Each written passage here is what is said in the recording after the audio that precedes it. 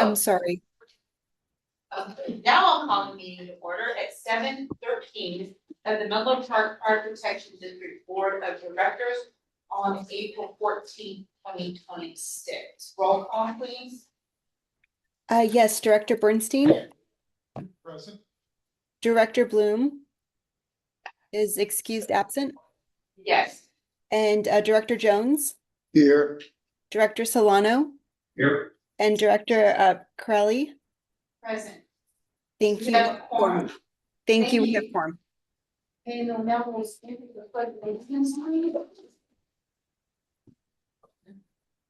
I pledge allegiance To the flag of the United States of America, and to the republic which stands one nation under God, indivisible, with liberty and justice for all.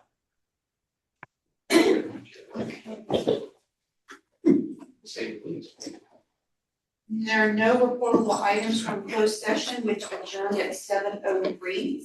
And I'll open it up now to public comment for items not on the agenda. Do you have anyone, Denise? We have no hands raised online. Okay. Then I'll close public comment and then we'll go to item 1, which is the report of the fire chief. Mark. Thank you, Director Crowley, and members of the board, and of our staff and any members of the public that are on. First of all, I'm just going to quickly introduce Denise Silva, who is our interim board clerk. Yes. Thank you to Nicole for pointing us in RDS's direction. So we will have Denise with us until we have a permanent clerk. With that, I'm going to share with you some information that has occurred over the last month in my monthly fire chief's report. First of all, just a quick update on Fire Station 1. The only item of significance on the update is that the city of Menlo Park has actually initiated a kickoff meeting on our CEQA process, so that is good.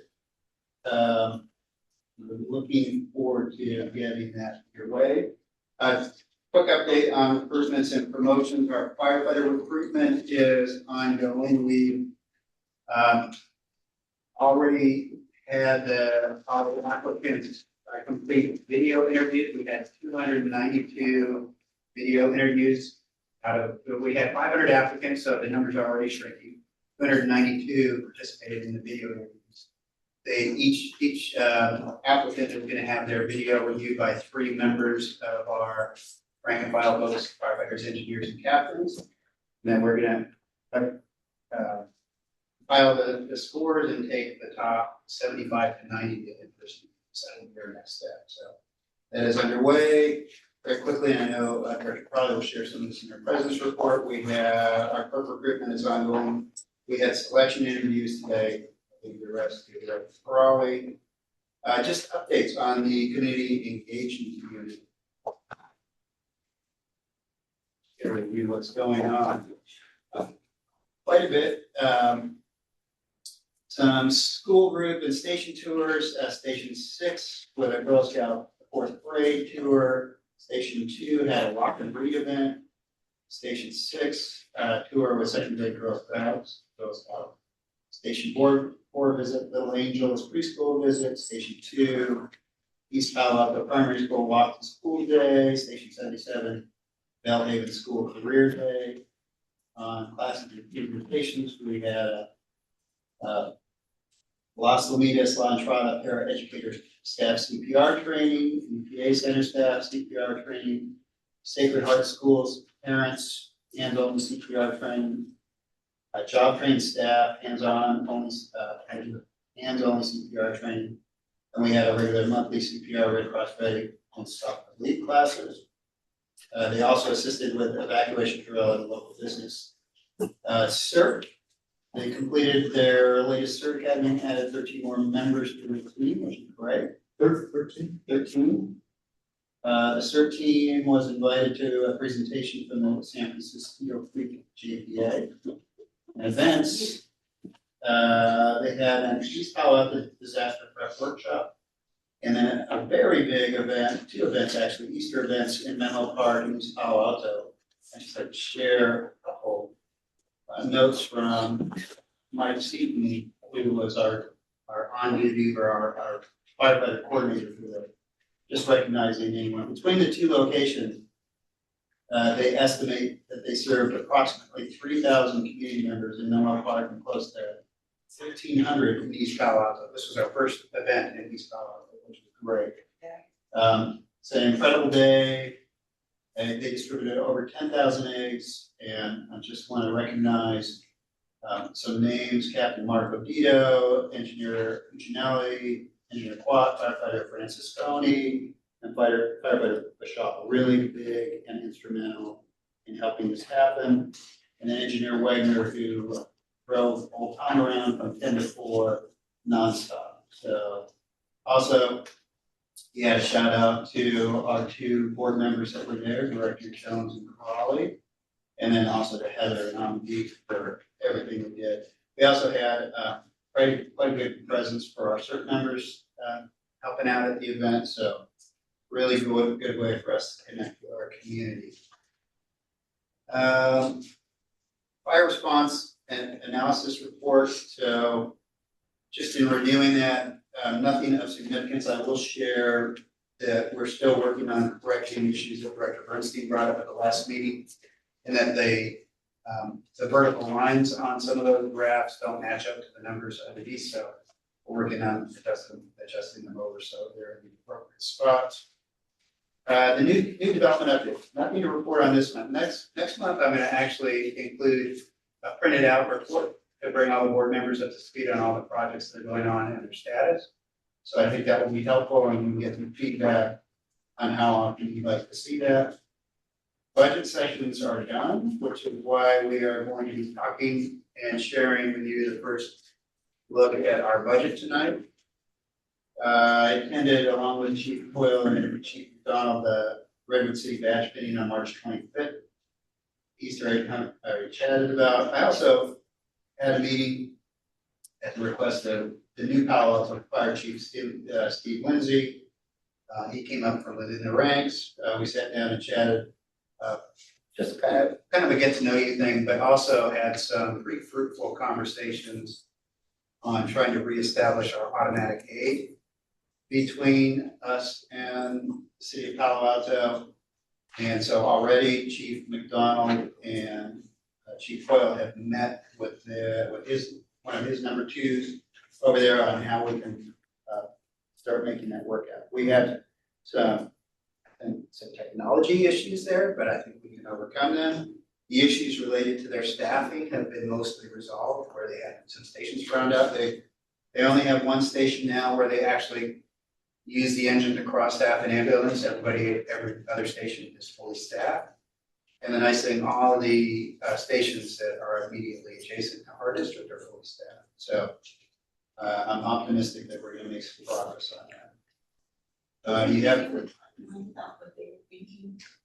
No, I don't have a timeline. I gave a timeline to my two, saying I'd like it at least something resolved by the end of the calendar. Yeah.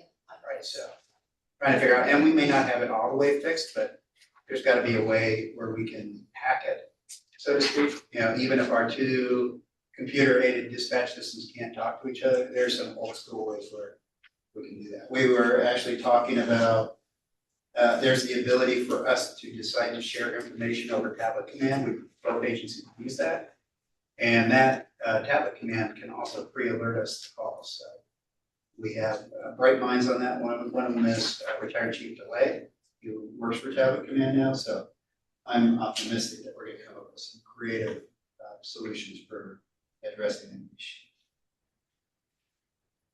We've got a list of our outstanding staff reports here, and then I wanted to share with you briefly some information on our structural fires here.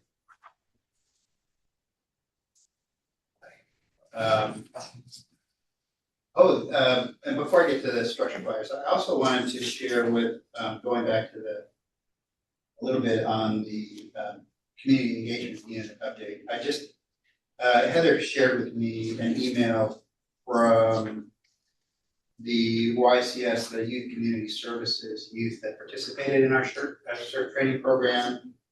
And Maura, how do you say Maura's last name? Oman. Maura Oman sent us some notes from all the students that went through it, highlighting some of the things. So I have a couple highlighted things I wanted to share here from our youth that went through our CERT training. One notes, he or she said, participating in the YCS CERT program has been one of the most impactful experiences of my high school journey. Through CERT, I have learned valuable emergency preparedness and response skills, but more importantly, I have developed confidence, responsibility, and a stronger commitment to serving my community. Another one says, participating in the Youth Community Service Teen CERT program has been a transformative experience that redefined my understanding of civic duty. To me, this program is vital because it transforms young people from passive bystanders into active, capable guardians of their neighborhoods. Through YCS, I have learned that community resilience is built on the preparation and empathy of its individual members. So I just thought that, wow, there's some really articulate. See what I started. So, what a good program, Director Jones, and you have some really gifted, articulate young members. Very. They're very articulate. And in all the words I can attest to that when they go through the exercises, their eyes just light up. Yeah. Great. It really feels like it was impactful, and I think in some cases potentially life-changing for them to participate, so that's really wonderful. And then just on the two incidents, we had a structure fire on Newell Court in East Palo Alto on March 25th. The bigger incident was a structure fire on the 1200 block of Chameleon Drive in East Palo Alto on April 4th. A couple things to note was there was a pretty significant fire. We also had our DFR drone as a first responder unit overhead. It's even noted in here by Chief Stahl. But one of the operational strengths he knows was that DFR2, that's the drone out of Station 2, provided valuable intel confirming a working fire while units were still en route. It increased their situational awareness for officers while en route, and the IC, the incident commander, while he was on scene.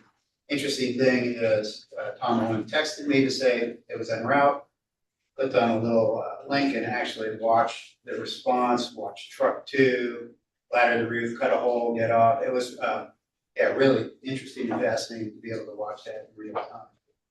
And then also just, I know part of our conversation tonight is going to potentially be about a mutual aid, automatic aid conversation, but on that fire there, which I think went to second alarm, we had 6 additional units besides our own that were sent on automatic aid, 2 additional VCs from out of our jurisdiction, 3 engines and 1 truck, all that helped support that fire. And with that concludes my chief's report. Question, Chief.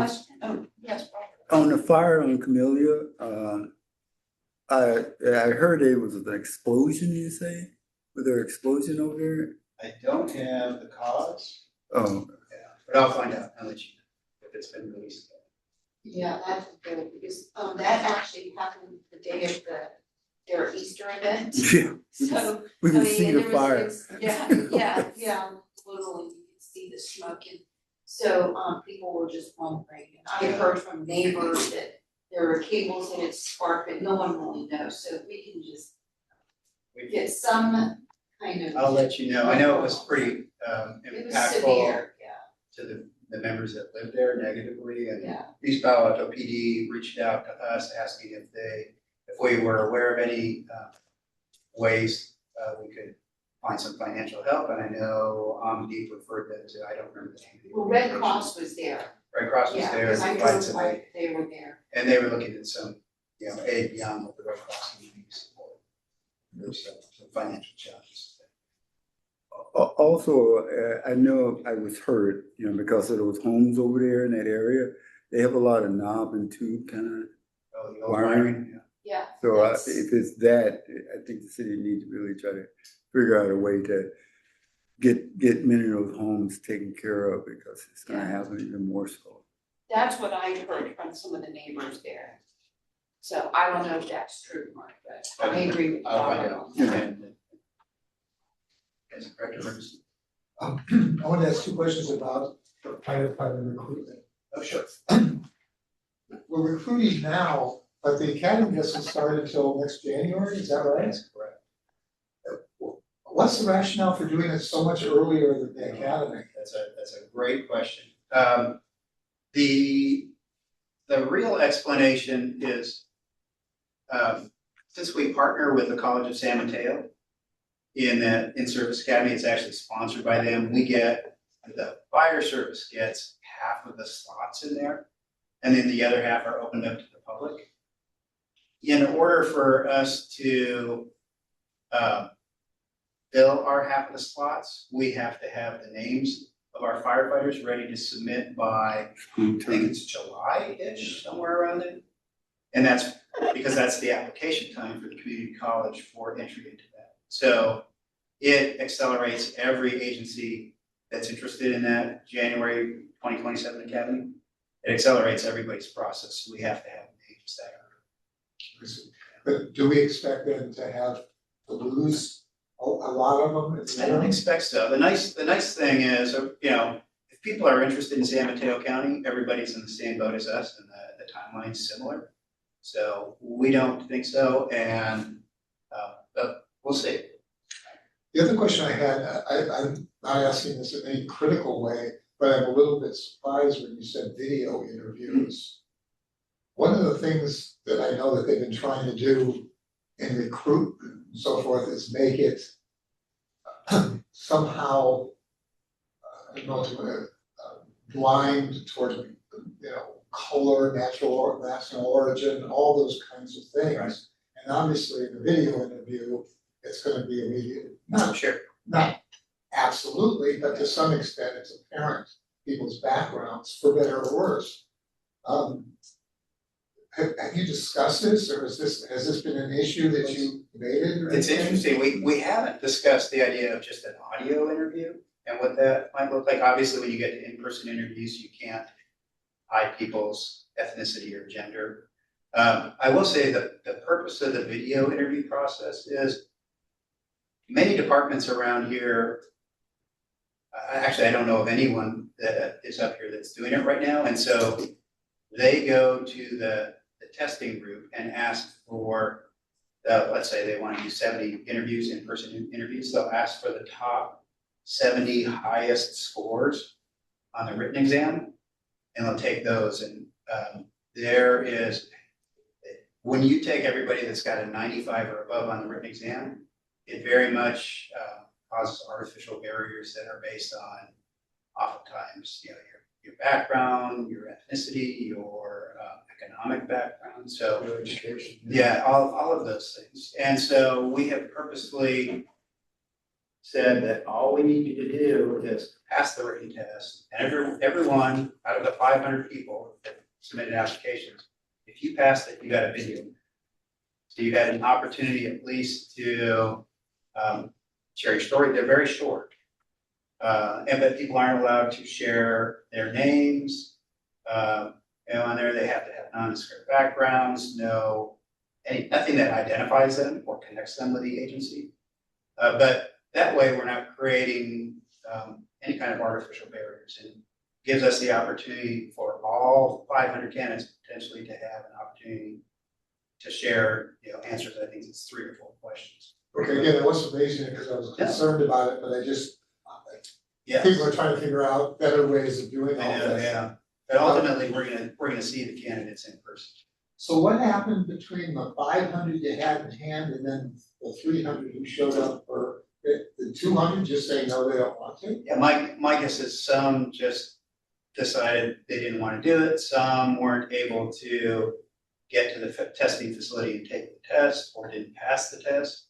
Some couldn't get their CPAT, the California Physical Agility or Canada Physical Agility tested. So there's a number of things. So that we kind of anticipated we'd have a lower number, which is helpful for us. So we don't have 500 video interviews to review, but that's not a surprising number for us. And remind me, in the end, you want to fill 6 positions, is that it? 4 positions Four right now. positions.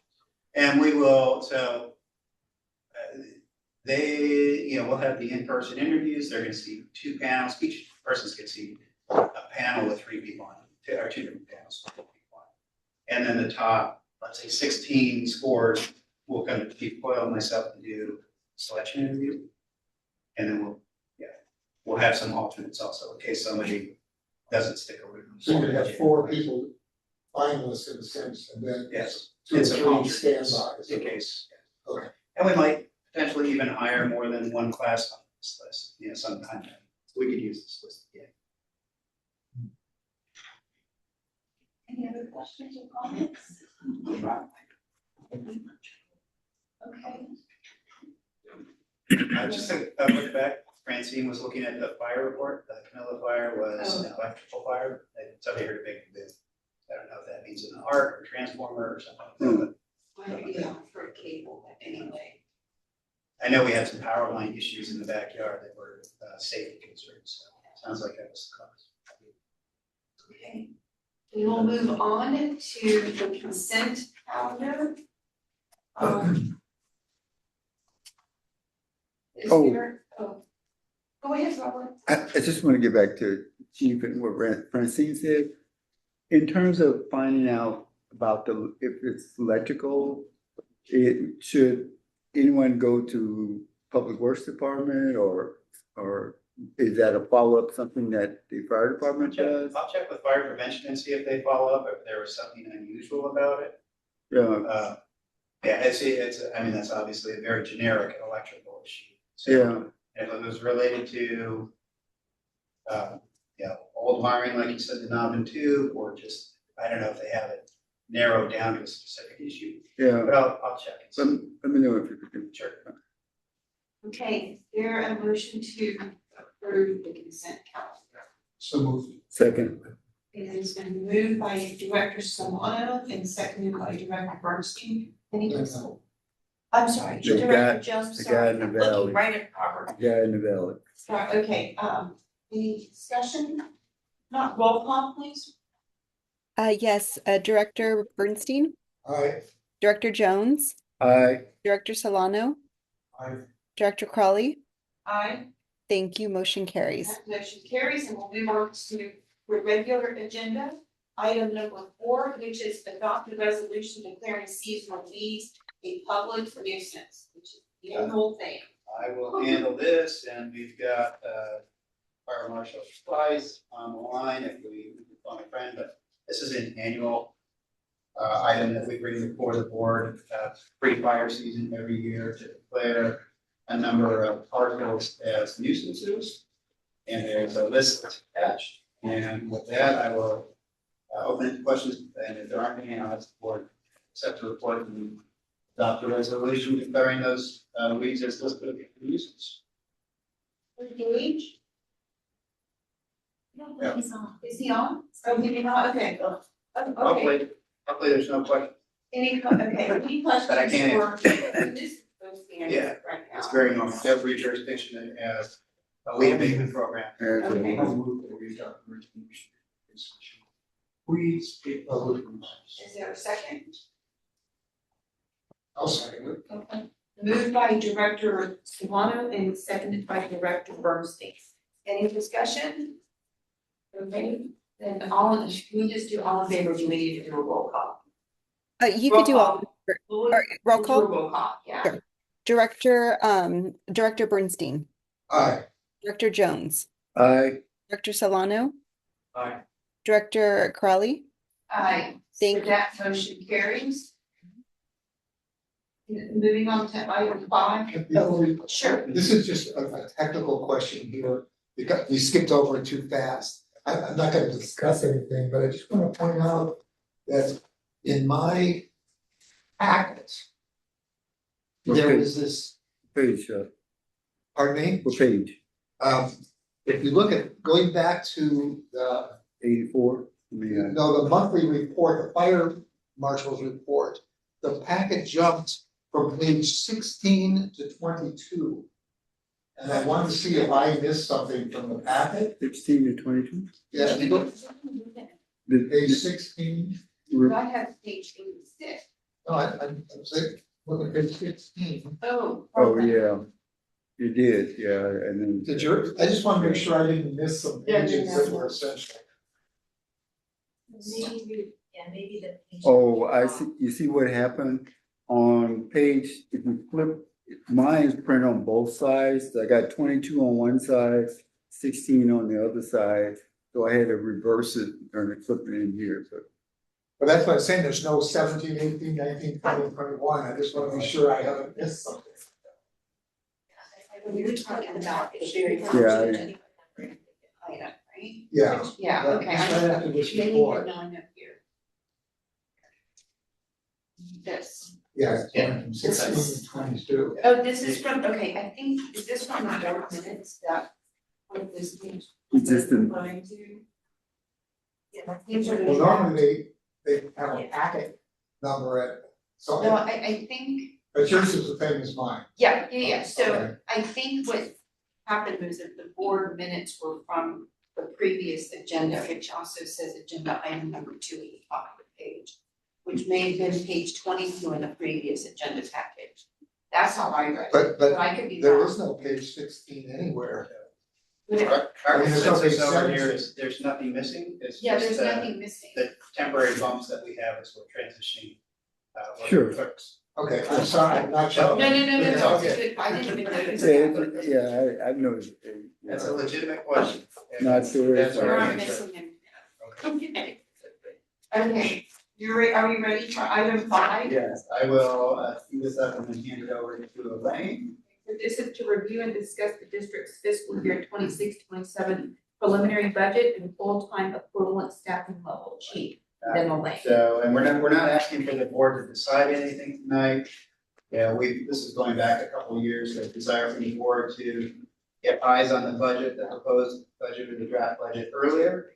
And so over the course of our budget process, the board and in combination with committees is going to have an opportunity to see the budget 5 times, 2 at the finance committee and 3 at the board. And so this was, last Tuesday, reviewed in depth by the finance committee. Yeah, I think we went an hour and 45 minutes in the Yeah. committee meeting to go through a lot of the details of that. So, and the finance committee has recommended moving it forward to the board for review. And with that, I'm going to turn it over our fiscal wizard, Elaine. Thank you, Chief. So good evening, directors, good evening, everyone. So as the Chief mentioned, this is just a preliminary budget that we're presenting tonight. There's no action that's needed to be taken. So I'm just gonna give an overview or background, how we came up with the budget, just an overview of the process in itself. So we started the budget process around November of last year. So what we did was we rolled, forward our current year's budget, and then we actually included all of the information that's needed for the program managers to actually come up with their budget, with their proposed budget. So we have their current budget. They also have the historical information of actual numbers that came up like from past fiscal years. So with that, once we set it up in their system, we sent all of those blank template proposals to the program managers, to the division chiefs as well in December, like early December, as soon as December 1, and we gave them about 2 months to actually prepare their budget, like put the numbers on it, like give like some sort of description for the new requests, or if there's no change, explain why there's no change and things like that. And in February and March, as the chief mentioned, we did a lot of budget sessions with the executive leadership. I think we did at least 6 or 7. So what we did is each program we went line by line. We determined the budget for each line item. We discussed what would be appropriate for that line item budget. We took a look at all the descriptions, all the justifications if there are new requests for the next fiscal year.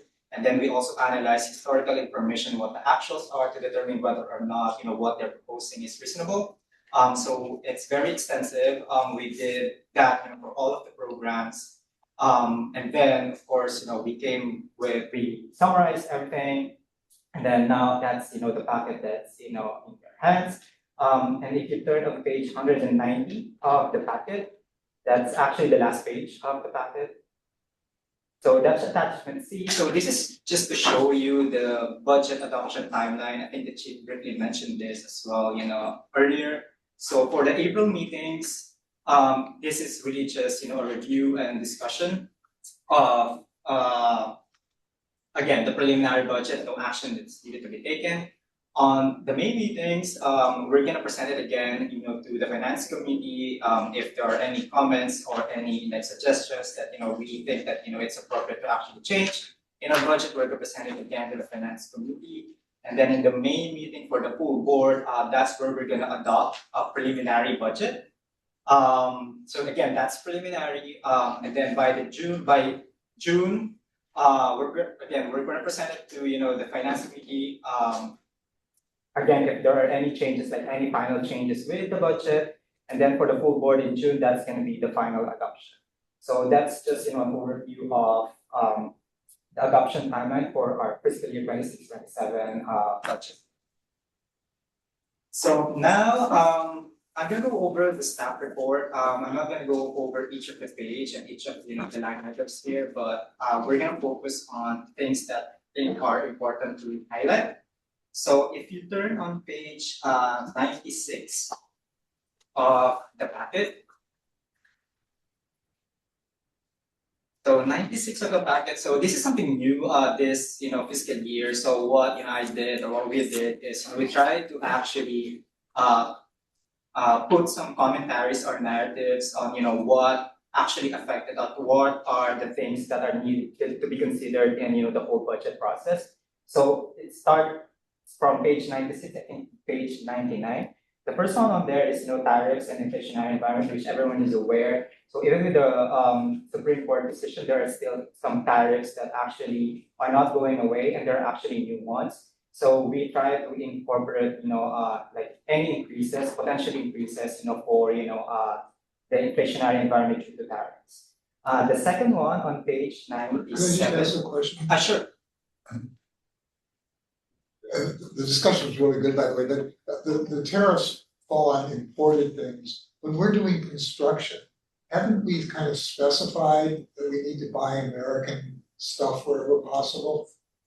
That one, I'm not sure if there is already a discussion of whether or not it's a choice or it's required for us to actually buy American steel or for constructions. That one I'm not quite sure. I don't think we did have any discussion on that. But I think with all of the things that's going on right now, with all the uncertainties, I think it's apparent that we have to set aside like some contingencies or like plan for like things that we can't really control of. But with your question, Dr. Bernstein, that one I can't really answer. Maybe that's going to be a future discussion once we go into the actual construction phase. And then probably the chief has. I'll just I'll chat with John and see what's in our I think, normal construction agreements and then The market for steel, for example, is also, could be looked at as a worldwide market. So prices in one place and then prices in another. But I thought the discussions were really good, by the way, but I was just curious how much we think these kind of things are really going to affect our construction costs. I think the steel is gonna be the main, Yeah, because we're gonna be using a lot of steel. supply. Right. Yeah, I think we'll definitely check in with John, Chief, and then maybe, we'll probably have a separate discussion on that, as we go through, the process of this, Station 1 rebuild project. Then the next one is, of course, interest rate environment. So this is more, related to the revenues that we're gonna receive for, interest. Right, so, I think there's gonna be, right now, the average expectation is there's going to be another cut, interest rate cut for 2026, and another rate cut in 2027. But with all the things that's happening right now with the geopolitical conflicts and such, the inflation and the job market, we don't know exactly what's going to happen. Even like a year before, we're expecting the interest rate to have, the cuts to be more than 2 or 3, but now. We don't know. I mean, right now it's just one, I think, later this year, and then another one for the next fiscal year. So this is really going to affect, our investment revenue. Although the impact won't be that significant because even if, there's gonna be rate cuts, so we're anticipating less revenues, but we're also anticipating like inflows of cash. So it's gonna probably offset, the increase in the investment balance probably gonna offset with, the decrease in, the interest rate cuts. And this is, again, just gonna be like, some sort of heads up, we're not really gonna have this interest rate environment for the next like 5 years. So in the next, future years, when we do our budget, of course, we're really cautious and cognizant of, what the interest rate would be, and then we're gonna give, the board a heads up, because, you might probably like, notice that, oh, why do we have, last year we have $6 million of interest, right now we only have $3 million. So this is just to set, expectations, I guess, but, for the next fiscal year, we, incorporated, I'm going to discuss it more when we go through, the revenue budget, especially for the use of money and property, but we incorporated this, rate cuts in, to our budget. The next one, real estate market, this is always gonna be, one of the key budget considerations, for the district. Because I think 90% of our revenue budget actually is property taxes or property taxes. I mean, so for real estate market, there's overall there's still, some, slowdown or cooling with, the interest rate, not interest, the real estate, market, but relatively on average, it's still, stable and, strong. So I think for the next fiscal year, at least for the assessed roll right now for the district, I think we're anticipating about 3.7% in the assessed roll, but that doesn't mean that that's the same amount of percentage increase that we're going to receive for our revenues. It's just a good indicator of, what we're going to receive for the next fiscal year. It's not a 1:1, but at least gives us an idea of, maybe like, we'll get about like 3.7% or even higher when we actually receive our actual property tax revenues. The next one on page 98, the Genentech property tax settlement. So this was briefly discussed or at least mentioned in the last board meeting as well. So in February, we received a notice from County of, San Mateo that, there is going to be an adjustment with, our, property tax, revenues for the upcoming, fiscal year. And it's mostly unsecured, property taxes. So right now, the effect of that is about $469,000 refund. So it's a reduction of our property tax, revenue for, the next fiscal year. So in general, what I got from the county is, any adjustments with, the assessed rolls due to like, things like this, like property tax disputes, settlements, it's gonna affect the county-wide, revenue proportionally. So since it's gonna reduce the county-wide revenue proportionally, we will also get that, particular share based on, the ABA, allocation. So, and this is only for tax years 2005 to 2000, I think it's for 6 years, 2000 to 2005. So our share is about $469,000, including the interest already. It may change, it may increase or decrease depending on when they actually send us the money or they settle the actual, funds, to Genentech. But it's probably gonna be in the November and October and November apportionment for the next fiscal year. And I think in the narrative, I also mentioned that there is still like disputes ongoing for the succeeding years. So right now, the ones in review are from 2006 to 2018, and the county is estimating about $4 to $5 million plus interest. So given that amount, if it's also proportional to the first, round of, the tax settlements, we're probably gonna be expecting another reduction about maybe I'm just, guessing based on, the numbers here. With interest, I would assume maybe around $150,000 to $160,000 in the upcoming years. So When this, are we gonna know that? That Director Kirali, I'm not sure, because again, it's still under review. They're saying it's gonna be in 1 to 2 years, the settlement in itself. So we might expect, more like information from them in about like 2 years, I would say. So, Elaine, I think I missed the first time we talked last week, but are we talking about for the district, we have a total obligation of $468,000 Correct, that's correct. with an annual payout back or rebate to the county of about 100? It would be proportionate every year. Oh, it's not every year, Director Jones. So this one in particular, since it's already kind of like resolved, so the dispute was already, resolved. So this is kind of like, I wouldn't really say one time, but it's the whole dispute is, one thing, right? But they're doing it in piecemeal basis. So this one in particular is just from 2000 to 2005. So that's one piece. And then from 2006 to 2024, we don't know yet. Okay. But right now, I think from 2006 to 2018, that's the one that they're currently under review. And that's, the one that I mentioned probably will, have another like, refund or deduction for property tax revenue for about 150, 160K, just based on my own estimates. Yeah. Hey, Elaine, did the assessor's office say how they're gonna communicate with this? This has been going on for a long time. When I first got on the board, I think that's when the appeal happened and there was no communication with them. And then all of a sudden there's this, right? So it shouldn't, I guess, be that much of a surprise, but at least we can kind of absorb some of these Or at least plan problems, for it. right?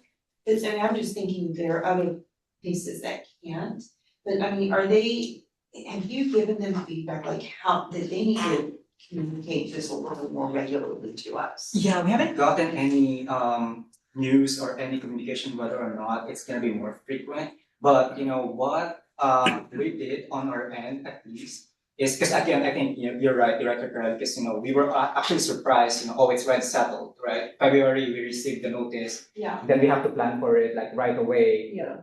During the budget cycle, pretty much, because it's already budget cycle. I'm not sure if they're gonna have like improvements on communications or at least like do it more frequently. But again, on our end, I think what we're doing right now is we're trying to contact the county to see who's actually is responsible for like this assessments or this reviews. So I actually got a contact from the assessor's office, and I think he or she is the one responsible for or the point of contact for like us if we have like any questions in regard to this dispute or tax settlement. So that's I think our solution is to just reach out frequently to them and see if there are any updates, because I'm not sure if there is gonna be more if they are gonna take more initiative on letting all the agencies within the county that this is ongoing and there's constant updates. That one I can't really tell, but on our end we're trying to be as proactive as well to just reach out to them. At least we got contact person from the county now who can probably answer some of our questions if ever. I just wanted to follow up on that. The major loser in this is gonna be the county itself. And I'm wondering how that might affect our district in terms of funding that we get from the county and so forth. I'm talking about the cost of dispatch and all those kinds of things. There's gonna have to be cuts. Any other services? Yeah, I don't know the exact percentage, but it could hit $15 million just for the county or something like that. Have you heard any talk or anything about how this might affect county services? No, we haven't really have much information on whether or not it's gonna affect us when it comes to those type of services. But I think from based on the actual letter, the agencies that actually got hit the most are the schools. districts. So like the two high school districts are over $1 million. So let me say that also then, I expect is gonna come back affect the Our ERAF ERAF, rebate. correct. Yes, I mean, it's all all Yeah. interrelated, sure. Yeah, I think, that's why I think, on our share, like we have about like $51,000 or $52,000 like refund on the ERAF, Yes. out of the $469,000. So, in terms of, actual services, we don't know what's the effect, on us yet. But, I mean, if we're gonna anticipate any, cuts, for services like for dispatch, I think that's probably gonna be an even a bigger or a separate discussion Well, there's with already a the gap. county when it's time to actually do that. I know dispatch services has always been a topic of discussion Yeah. for us and for all other fire districts as well. But it's gonna affect the ambulance stuff as well. Yeah. I think a bigger revenue issue for the county right now is related to the vehicle license. Yeah, but that only affects mainly the cities. Cities and counties. Yeah, it's not gonna affect the school districts or the special districts. But the But shortfall this- for the county and it's, Yeah, like I for the said, services, Yeah. yeah, my county's gonna be looking for, that gap Help, to be, yeah, help. yeah. I mean, anyway, that's a different discussion, which I think we probably need to have at some point. And then the next one would be geopolitical conflict. So this one we kind of like know already, and this really affects our gas, fuel and compressed oil like budgets. The next one on page 99, pension obligations. I put this here. I think this is kind of like some sort of a reminder as well. I know we actually adopted, a pension funding policy, but we continue to be wary and cautious with our pension obligations. So even with our UAL funding policy that we adopted a couple of years ago. I think we started to actually reap the benefits of it. I'm going to discuss it later with the retirement budget. But this is, 26-27 is going to be the third year of the implementation for the virtual or soft fresh start policy that we did or that the board adopted a couple of years back. Then last one will be the fire station one. This is going to be an ongoing one until we actually complete the project. And the reason it's here is because, of course, this is a huge project, so we're trying to balance our operating needs and capital needs. So we're trying to look into our options, and as Director Bernstein mentioned as well earlier, the costs. There's going to be a lot of projections on that and considerations when it comes to the Station 1 project. I think the optimum sentence, I'm sure everybody read it. It was in the third paragraph, and it's about the third line down. It says that this proactive reserve strategy support major infrastructure investment. I think we really need to keep our eye on what we can do to try to increase that, because there will be increase in costs just because of inflation, just because of what Cost of supplies. supplies and the whole thing. So we just need to keep our eye on that, and I'm sure Alan gonna let us keep this. Yeah, I think that's a good point, Director Jones. I think what we're doing, at least on our budget process, is every time we do the budget, I think we're lucky that every year when we do the budget, we have an excess revenue over our expenditures. I think right now on average it's about like $20 million every year or more, depends on the savings. And we'll know more once of course when we we have our reconciled balances at year end. But what we're doing on the budgetary perspective is for example, for that $20 million, right? A part of it, let's say $4 or $5 million, would be allocated to the current year's current year projects, CIP projects, and then the rest we keep it as a reserve. So to your point, Director Jones, we are doing that during the beginning of the year, and then at the end of the year as well, when we basically analyze and reconcile what the actual savings would be. And it depends on the fund balance reserve policy that we have. Then we're allocating into the different reserve categories, and that includes the CIP projects. Then, so that's, again, that's the fiscal environment, that's, the budget considerations, that, we, tackle, during, the whole, budget process. So I'm gonna go over now with, each of, okay, Before you leave the general things, I was gonna ask about our contracts with the state and federal governments for when we're called up and so forth.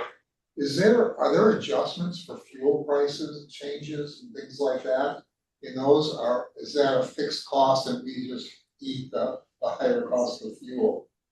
There, I think the chief is part of, but there is a rate lever. There are adjustments, every year, for I think for the vehicles, right, chief, for, Maintenance. No, Not the reimbursement, if we take our Our reimbursements are different from FEMA and from the state and the US Forest Service, but they do make adjustments. In theory, when we're on the incident, we get fuel for free from the incident. Our travel from home to the incident is in theory on us, right? So no reimbursement for getting there. Interestingly enough, that they reimburse us at the FEMA, for the FEMA vehicle rates per hour. And in theory, the FEMA rates are a wet rate that include the cost of fuel. So we, nicely enough, actually get, kind of double reimbursed. Right, they're giving us the FEMA rate that in theory includes fuel, plus they actually fill up our vehicles while we're at the fire. So fuel costs should be almost fully covered, except travel too. Yeah. I think the FEMA, I'm not super familiar with how FEMA reimburses us, but I think our fuel costs are all covered. it's all As covered, we're chief. traveling, It's all yeah. reimbursed as long as it's approved. There's a form pretty much for FEMA as well. For Caluia's side, we have the ICS 213, so if it's on there, then, we're gonna get reimbursed for that. Same thing with, FEMA. So for FEMA, it's almost as if, we get 100% reimbursed for any, expense, related, deployment related expenses, including, fuel and oil. Let me just ask, what we're talking about that. You're saying that when we take an engine or a truck down to Los Angeles, say, we pay the cost of getting there, we pay the cost of getting back? We pay for fuel to go there. We're also at the same time getting reimbursed an hourly rate for driving our Type 1 engines there. I'm just gonna say for the sake of conversation, it's $200 an hour. And in that $200 an hour rate that they pay us includes the cost of fuel. And does that rate also include, for example, the depreciation on the vehicle? Depreciation, the maintenance, annual maintenance, et cetera. Okay, thank you. Can I ask some questions on the topic areas? Oh, are we there? You want to wait till we get there? Well, I'm asking, Which Which topic, Director? tactical medics. Maybe, I can go over, I thought you were done with the others. okay. Can we continue with that? You got 10 more Ask pages questions on about that. It says here that there are 4 law enforcement SWAT teams. I'm sorry, 165. Oh, was he gonna go through He was the gonna order? go through the Is it go through Yeah, all of them? yeah. All right, let's just wait. do you wanna start on, if you're basically on, close to page 100 right now, which is the specific spreadsheets, charts. Yeah, I think, we can go over the next few pages, and then if there are questions along the way, and then, if we actually don't go through this in specific, like Yeah, tactical we have medic, then we this. can have, the questions from, Director Solano. Our intent is not to go through each and every program, but We can go after, through Elaine's done, if you have questions that you have, please, I think that's part of. I just wanna make sure it's Yeah. Okay, you wanna start on, Yeah. you wanna go on, start on the general fund Yes. preliminary budget summary? So if you turn on page 100, of the packet. So the general fund preliminary budget, summary. So overall, our revenue budget is 101. It's on the third from the last column. $101.7 million. Our expenditure budget for the general fund is $81.9 million. And then the excess is about $19.8 million, and that's the operating transfer out that you see there. That's the transfer out to the CIP fund, which I mentioned earlier, Director Jones is gonna fund, the current CIP budget or expenses plus, the rest is gonna be, put on the reserves. So I think overall the balance is, but the budget is balanced, meaning our anticipated revenues are greater than, our expenditures, or greater or equal to our expenditures and, transfers. So for revenues, on page 8, which is on page 102 of the packet. So the table there, again, as I mentioned, it's $101.7 million, which is about 6.5 million or 6.8% increase from the prior year's budget. Property taxes, again, it's comprised about 90% of the proposed budget. So I'm not again gonna go over each of the line items here, but I just want to reiterate that with our budget process for our property taxes, we consider the $469,000 refund from the Genentech property taxes being settled. So if you go on page 108. So I wanted to actually again discuss the use of money and property. Again, as I mentioned earlier, we considered the interest rate environment. So what we did here is so right now we have two major portfolios right now for investment. One is our liquid portfolio, and then the other one is our core portfolio. So for our core portfolio, we actually budgeted about 4% for the interest rate, and that is because if you would notice, 4% is actually higher than the current interest rate right now, which is 3.575%.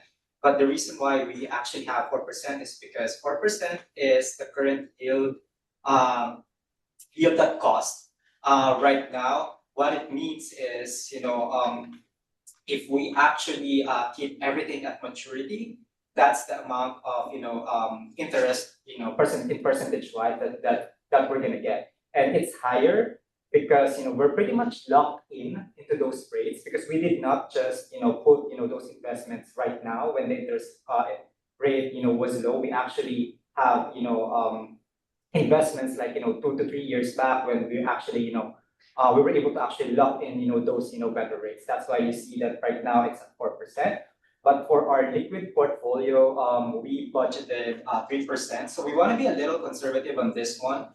Although right now the current rate or interest rate right now for a liquid portfolio is about 3.7%, 3.7 to 3.8%. We actually budgeted That's late. I just want to make yes, that's sure late. late. Correct. That's the correct, Director Pilar. That's late at our count. It's about 3.7, 3.8%. We budgeted 3% again because of two anticipated rate cuts within the fiscal year. So we decided to go with 3%. And I think that's all I wanted to actually emphasize for the revenue budget. So if we can go to the general fund expenditure budget. Well, wait, can I just, and I don't know where the right place is to bring this up, but just to be on the lookout, and I'm not gonna say too much about this because I think the chief might talk to you, but I was at the CSDA legislative day, and one of the proposed legislation talked about local revenue and LAIF in the community reinvestment fund. That would require the state treasurer to set aside 5 to 10% of the funds in LAIF or deposited into a community reinvestment account, quote unquote. And then, so I can, so just to be aware of that, that What is a community? well, let me read, this is how the legislature proposal has defined it.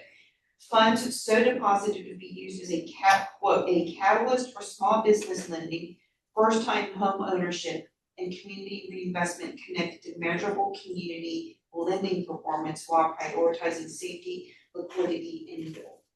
Unquote. So, and there's separate risk controls, liquidity thresholds, et cetera. But the point is that I'm just giving you a heads up that we should be on the lookout if we wanna take more money out of it, and that's something that the board has to decide, but something that we need to research or keep an eye on.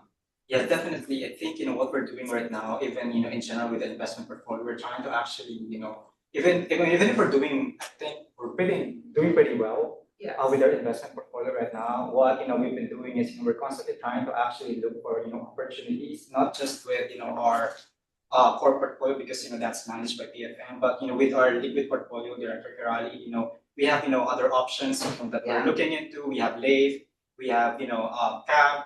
We also have actually met with, two other LGIP providers, I think, in the last couple of weeks just to see what's out there. Other options, that we may have eventually. Doesn't mean that, we're gonna, jump onto it like right away. But at least like we know what's out there, and then we can act, pretty quickly when we need it. So thank you, Director Dry, for mentioning that. I'll definitely take a look at So that and it's- see. It's 80-22-14. Yeah, so there's nothing to be alarmed about right now, but I just wanna put it out that this is kind of been floating around. Thank you, Director Gerardi. You're welcome. So Getting back to the page getting one back to hundred. the expenditure budget, so on page I would say page 15, page 109. So page 109 of the packet, the table there shows $81.9 million, and this is excluding the operating transfer. It's reflecting $4.9 million or 6.4% increase from last year's budget. Again, I'm gonna focus on maybe 2 or 3 things here. The first thing, if you look on page 110, the next page, actually it's at the very bottom, but it really starts on page 111, and it talks about the information technology specialist FTE. So I think we currently have 153 FTE right now. So our district is staff is requesting additional FTE for an IT specialist. So overall, I think the reason for that is the technological environment actually has grown a lot, and then the complexity as well actually has evolved. And that actually led to an increased workload for our staff, our IT staff, to keep up with our technologies, maintain operations, minimize downtime, address cybersecurity risks, all of those responsibilities. So this request is really to actually help with the current workload for us to be able to maintain reliable operations, the capacity as well to improve and address current and future technological needs. So that's the main reason for our request. I think the overall narrative is actually explaining in more detail the justification for that request is actually presented on that page. And then on page 112. Page 112 it starts on page 112 for retirement. So for retirement, so we are budgeting $14.9 million, which is actually $217,000 decrease. $217,000 decrease. It's a decrease. So this is what I was referring to earlier when we're starting to actually reap the benefits of the policy that we adopted a couple of years back. So even though there is definitely an increase in the pensionable salaries because of anticipated increase in costs for our staff, the decrease is related to 3 things. Number one is for the investment return, CalPERS investment return actually for fiscal year 24-25, I believe, is 9.3%, which is well over the 6.8% target rate of return for CalPERS. So that actually contributed to a lesser unfunded accrued liability for the district. The second one is in relation to the annual payments that we are paying to CalPERS, that additional discretionary payments, which is part of the policy again, for 10 years, for that software virtual fresh start. We're contributing more right now, so we're fronting the money, but we're benefiting from longer term interest, not just interest, but UAL that reductions, because we're smoothing out the volatility for the UAL. So now you would see that there's actually an overall decrease in the overall unfunded liability, which is, I believe, on page 114. So that first table on page 114. So that really shows, this UAL is really a big part of our retirement budget. So there's actually about $534,000 decrease for our overall, UAL budget. And then That's good. yeah, so again, we're starting to reap the benefits of our policy. Plus, I think in the next year or so, I think CalPERS still had like a good, investment return. I think it's about 11-point-something%. So we're gonna continue to see at least on, if we're gonna keep it simple, if everything stays the same, and then there's no increase in UAL due to assumption changes or actuarial costs, then next year we will also expect another. It's probably gonna be another good year for us because of the investment return. And then lastly is if you turn on page 113, that first table. This is the normal contribution rate, so normal cost. So besides Classic, Safety Classic, there's actually a slight or modest decrease in the normal cost, percentage, for 26-27. So that contributed, to the overall decrease of, the retirement budget. And then, last thing for expenditure budget, if you turn on page 114. So contract services. So for contract services, I wanted to emphasize this because this actually has the biggest jump, out of our budget. So for contract services, we are budgeting $11.3 million, which is 2.7 million increase for the next fiscal year. So that one is, there's 4 major factors why we're increasing, that budget by a lot, at 2.7 million increase. First one is first and second one, this goes hand in hand. So we are budgeting about $1.5 million for the temporary fire station, and then $120,000 for temporary office relocation. So in preparation for the construction for the fire station 1 rebuild, the plan right now, of course, might change, but the plan right now is to demo the yellow house or the annex building, and set up a temporary fire station for that piece of land. So that's where the $1.5 million increase is coming from. And of course we're gonna have to relocate HR staff and then the payroll staff right now, as well as staff at fire station 1, which is training, and our senior management analyst for the DFR program. So that's the $120,000. You're demoing the building behind us here? Not this one, No, the one the next to the building admin. right next 170. to On the 170. street, Next to what? next to the admin building. the back part of the Behind it. 170.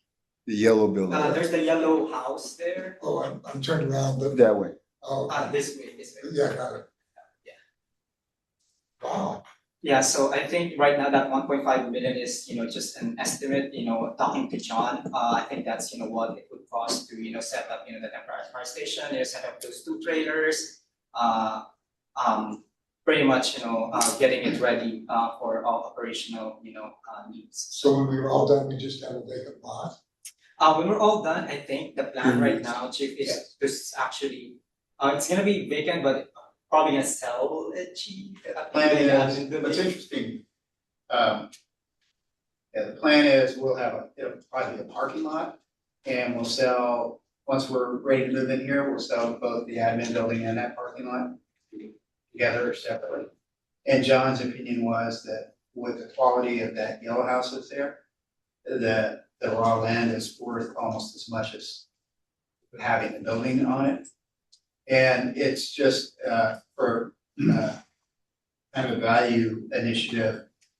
Seminary was willing to rent us about half an acre, 3/4 of an acre. But the cost over the timeline for the construction was gonna be almost $3 million in just ground rent there for nothing. And so it made more sense for us to spend the money to do some demo over there and then just put the temporary station there. And ultimately, I think we were probably $1.5 to $2 million to the good having the temporary station there.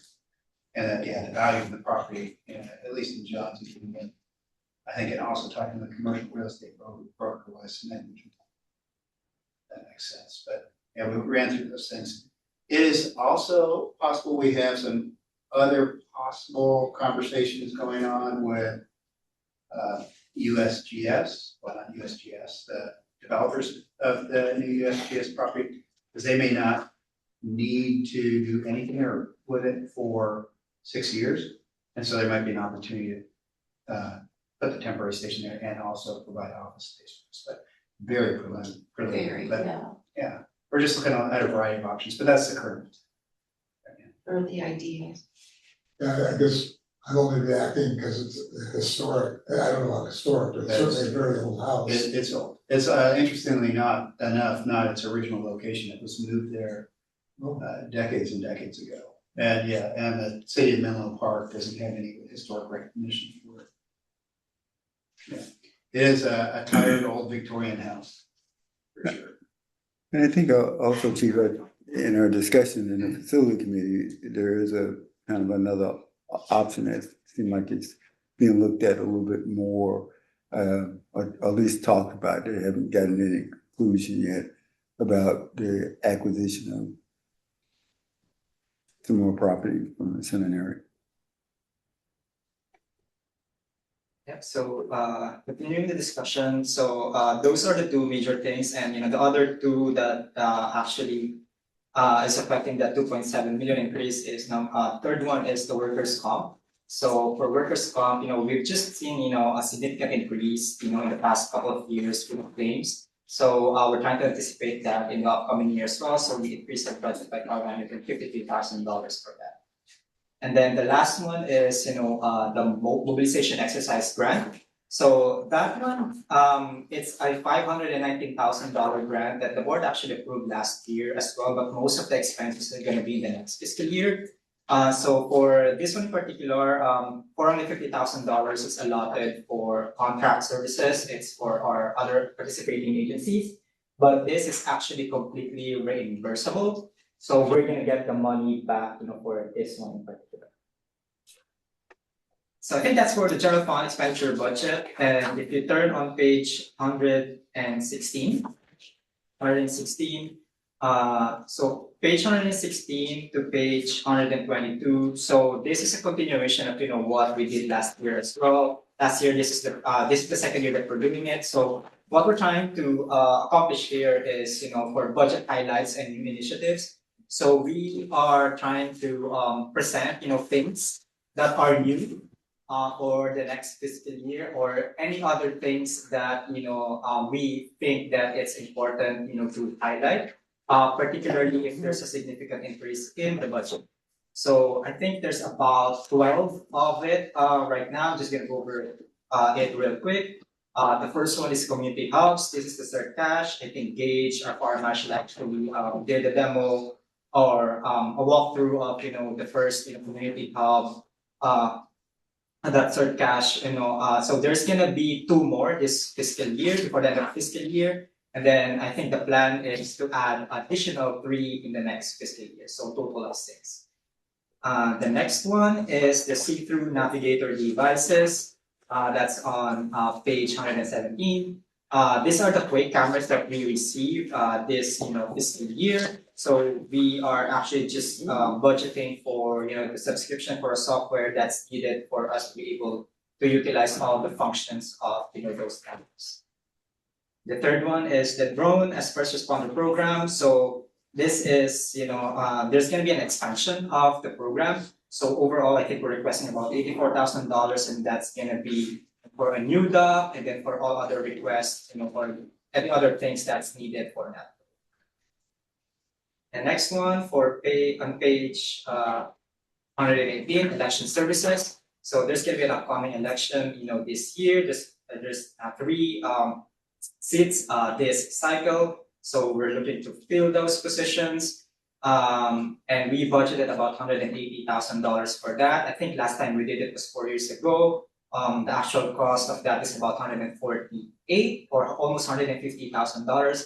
But with anticipated, share of, cost increases throughout the years, we decided to budget about $180,000. Next one is facility condition assessment. This one was actually already approved last year by the board. We are just re-budgeting it because we are postponing the project. Priorities came up. Other priorities actually came up this fiscal year. So this project is going to get postponed for the next fiscal. The next one is IT infrastructure equipment replacement. So there are just a lot of equipment, IT related, equipment that we needed to replace because it's already nearing the end of life or it's already not functioning. So that's pretty much what the budget is about. The next one is the Knox Key Secure upgrade. So we're just upgrading our Knox branded key secure units to I think Secure 6 system. I think all the functions are actually written on that, but if there's questions, feel free to ask. That's the question. Is that an electronic system? Uh, Does it require Yeah. power? Yes. Does it require power? I think those Knox systems already have power going to them because they operate electrical gates. But also for just the fixed ones that are on a building that don't have power, it would be battery operated. Yeah, they'll have a battery in there. But this will, I don't know if that's your question, but it's completely digital. With full tracking of everyone who removes the digital key and accesses it. And also the ability to recode. I mean, we won't ever have a problem losing it. I hope we take a hard look at these because this idea of not being able to get in a Knox box because the batteries run out or Yeah. something of that sort. I'll double check, there's gotta be some kind of redundancy in there, yeah. I mean, every time I get one of these things, it's supposed to be fail-safe. Yeah, right. Um, I'll double check and get back to you. I'll check with our expert Gage. How much is the upgrade's really just. So on private property, would it upgrade? We're gonna upgrade everybody's box, we're not asking the community to do something that we wanna do, because they've already got it installed. But it's everyone's gate, it's everyone's building. It just replaces the tumbler, the mechanical tumbler with this electronic entry. But somebody like Facebook, for example, might have, I don't know, say 50 of those I things. don't know how many we have, but yeah, we will replace whatever is necessary to make everybody digital. That project will come before the board though at some point, right? Assuming the funding exceeds my ability to sign for it, yes. But it looks like we're asking for funding for $90,000. So it might not. Well, it's hard to imagine that it would only cost 90,000, but I thought it would maybe 90 million or something. No, that's, yeah. So I'd probably be saying no to that before it ever got here. So Chief, are you saying that the knockbox are run off of batteries? I'm gonna check. Because that, I'll have a better answer. It's gotta be. the question then becomes, who's gonna replace the batteries? Yeah, And the call, who's gonna pay for that cost? I'm gonna have a good answer for you at our next, May board meeting. So the next three are actually things that we already discussed: the temporary office relocation, the MOVEX grant, and the temporary fire station as well. And then if you turn on page 121, the wellness initiatives. So this one, I think in the past like 2 years, I think it started when we actually asked for some budget for some wellness initiatives. So the board actually approved, the 25 sessions, psychological or counseling sessions, for each, employee. And then for next fiscal year, we're budgeting $180,000 for that.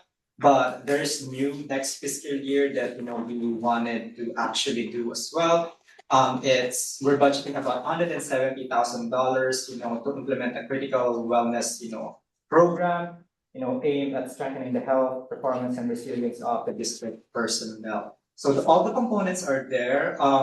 The chief can probably talk about this more, but our goal really is, of course, collectively to deliver like short and long term, benefits, enhancing, of course, the personal's, operating readiness, the risk of injuries, reducing the risk of injuries, and and eventually, we're hoping, to actually lower our workers, compensation costs, with this. So, Chief. Yes, I will share shortly. As Elaine noted, as we were talking about our workers' comp, it is on the rise significantly. I mean, that's the same in, I think with everyone. The cost of treatment, the cost of 48, 50 times. So what we're trying to do, and I love our employees and really seriously interested in their wellness. I'm also interested in trying to reduce and control costs. And we have, there's four major fire departments: LA City, Dallas, Fairfax County, and Phoenix, that have all implemented similar programs, where they're bringing some physical therapy and rehab and recovery elements into the fire stations, kind of to proactively treat, as we get older or with this job, we always have nagging injuries. We're trying to prevent them to turn into something more serious where it results in treatment or time off. And the results, I will just share, somewhat anecdotally, because there's so many variables, but in general, the return on investment is 2 to 5 times on things like this. We'll see over time, but again, that's part of it, is trying to also reduce our costs in addition to the, firefighter stuff, health and safety. I like that thing. So are we? And I was gonna just say, one other thing, even though we're spending $170,000 approximately on this new program, I made some reductions in the overall wellness budget, so the net increases right around $100,000. So we made some reductions in some areas, so it wasn't such a significant. And sorry, Dr. That's okay. It may be a rhetorical question, but are we keeping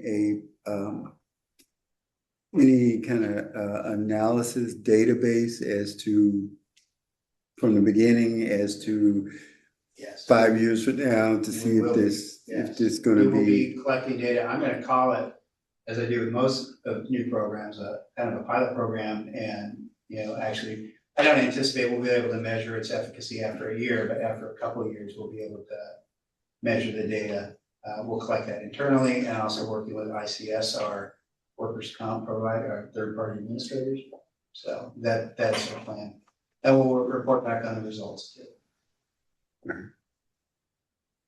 I think the last one for the budget highlight and new initiatives is the workers' comp, which we actually already discussed in detail, so I'm not gonna go over, that.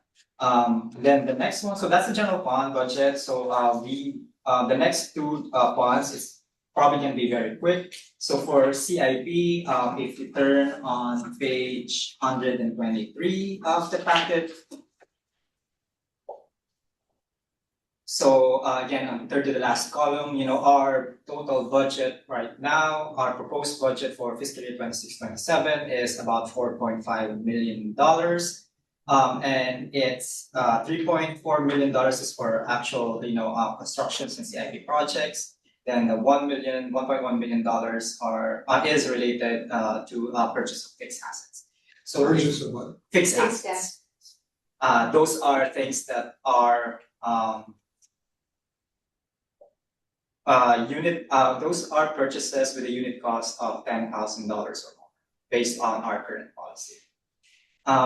So if you turn on page 126. So that table over there just summarizes, the ongoing projects that we currently have. So we don't have any new projects that we're gonna have besides the ones that we have right now, or at least on the construction piece of it. So all of the budget that we propose are anything that's ongoing. The only item that is new for the next fiscal year is the ERP system upgrade. So we budgeted $300,000 for that. So although it's not a construction, per se, it's under CIP. It's an improvement because it's gonna be a long-term. There's gonna be long-term benefit, for that ERP system upgrade. So we're gonna have to capitalize it.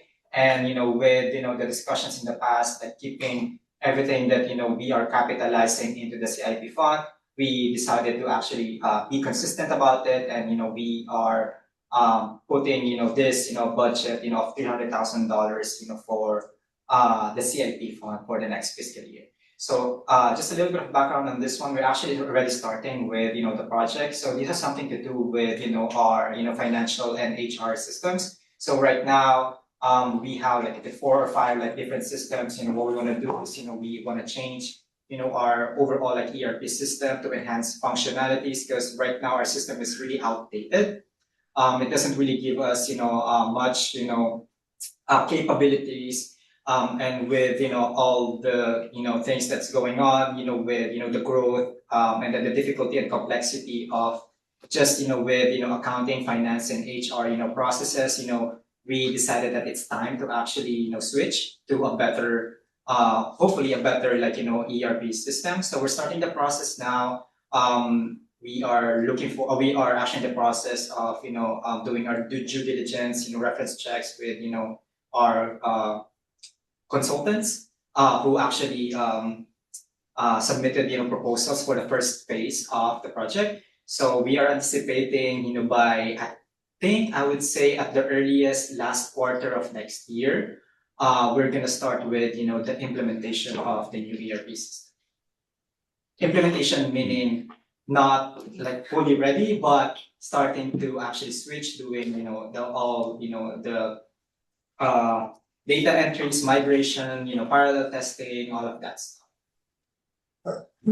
It implies in here that you won't have a payroll service anymore, you're gonna do it in-house, is that correct? It's not it doesn't necessarily mean that we're actually gonna I mean, it's an option, but what we're doing right now is with the consultant is we're trying to actually have them help us with the needs assessment part of it. So that means we are trying to understand how our current system actually functions, what can be improved, what do we need, what do we want, and what it makes sense, what is really better for the district based on our current operations. So we may actually do it in-house, we may keep it separate. It all depends on the results of of the first phase of the project.